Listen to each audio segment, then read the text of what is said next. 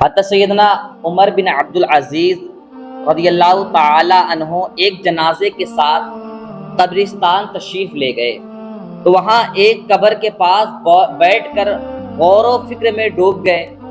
تو کسی نے کہا، یا امیر المؤمنین، آپ یہاں تنہا کیسے تشریف فرما ہے؟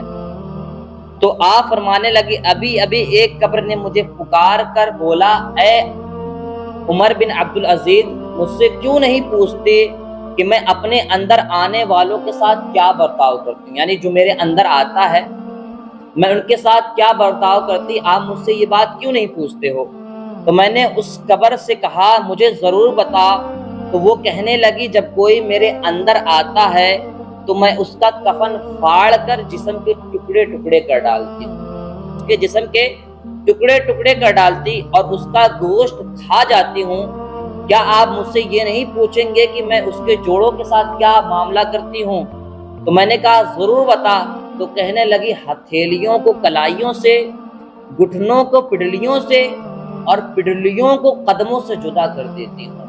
اتنا کہنے کے بعد حضرت سیدنا عمر بن عبد العزیز ہچکیاں لے کر رونے لگے، باپ ہچکی مار مار کے رونے لگے۔ جب کچھ افاقہ ہوا تو کچھ اس طرح عبرت کے مدنی پھول لٹانے لگے۔ اے اسلامی بھائیوں، اس دنیا میں ہمیں بہت تھوڑا عرصہ رہنا ہے۔ جو اس دنیا میں سخت گناہگار ہونے کے باوجود صاحب اقتدار ہے، وہ آخرت میں انتہائی ذلیل و خوار ہوگا، یعنی جو اس دنیا میں بہت زیادہ صاحب اقتدار ہوگا تو وہ آخرت کے اندر انتہائی ذلیل و خوار ہوگا۔ جو اس جہاں میں مالدار ہے وہ آخرت میں فقیر ہوگا، اور اس کا جوان بوڑھا ہو جائے گا اور جو زندہ ہے وہ مر جائے گا۔ دنیا کا تمہاری طرف آنا تمہیں دھوکے میں نہ ڈال دے۔ حضرت سیدنا عمر بن عبد العزیز کہتے ہیں کہ دنیا کا تمہارے طرف آنا تمہیں دھوکے میں نہ ڈال دے، کیونکہ تم جانتے ہو کہ یہ بہت جلد رخصت ہو جانے والی۔ ظاہر سی بات ہے، اس دنیا میں ابھی آج ہے، کل ہم ہوں کہ نہ ہو یہ ہمیں معلوم نہیں۔ تو آپ فرماتے ہیں کہ اس دنیا کا تمہیں آنا تمہیں دھوکے میں نہ ڈال دے، کیونکہ تم جانتے ہو کہ یہ بہت جلد رخصت ہو جاتی ہے۔ کہاں گئے تلاوت قرآن کرنے والے؟ کہاں گئے بیت اللہ کا حج کرنے والے؟ کہاں گئے ماہ رمضان المبارک کا روزے رکھنے والے؟ خاک نے ان کے جسموں کا کیا حال کر دیا، قبر کے کیڑوں نے ان کا گوشت کا کیا انجام کر دیا، ان کی ہڈیوں اور جوڑوں کے ساتھ کیا ہوا۔ اللہ تبارک و تعالیٰ کی قسم، دنیا میں یہ آرام دہ نرم نرم بستر پر سوتے تھے، لیکن وہ اب اپنے گھر والوں اور اپنے وطن کو چھوڑ کر راحت کے بعد تنگی میں ہیں، یعنی تنگی میں وہ اپنے قبر میں گزار رہے ہیں۔ ان کی بیواؤں نے دوسرے نکاح کر لیے۔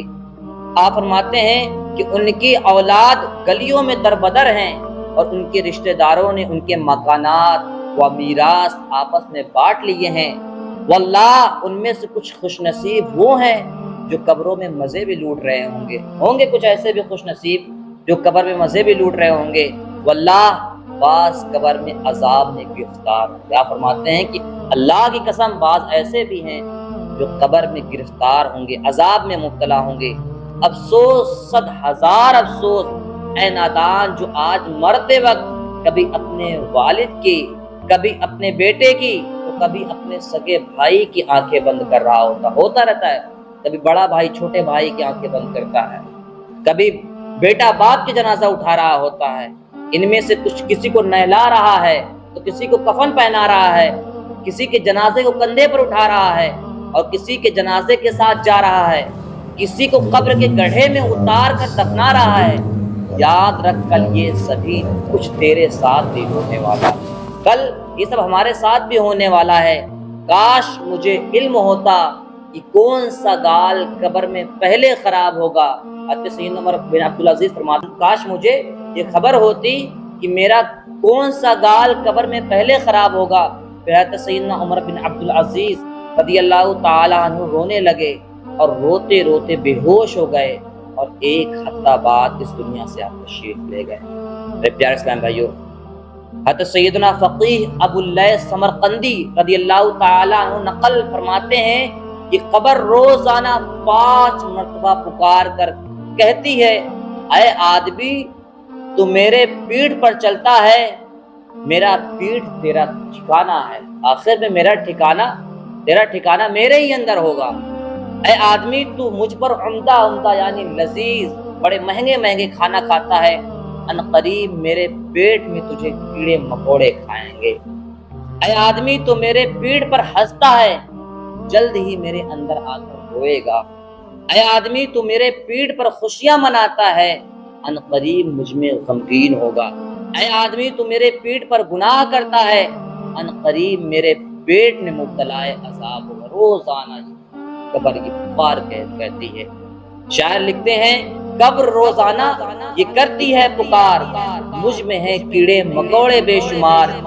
یاد رکھ میں ہوں اندھیری کوٹڑی، مجھ میں سن وحشت تجھے ہوگی بڑی۔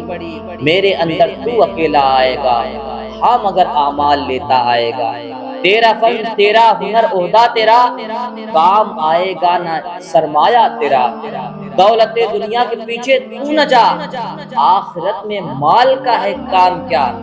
دل سے دنیا کی محبت دور کر، دل نبی کے عشق سے معمور کر۔ لندن و پیرس کے سپنے چھوڑ دے، بس مدینے والے سے رشتہ جوڑ لے۔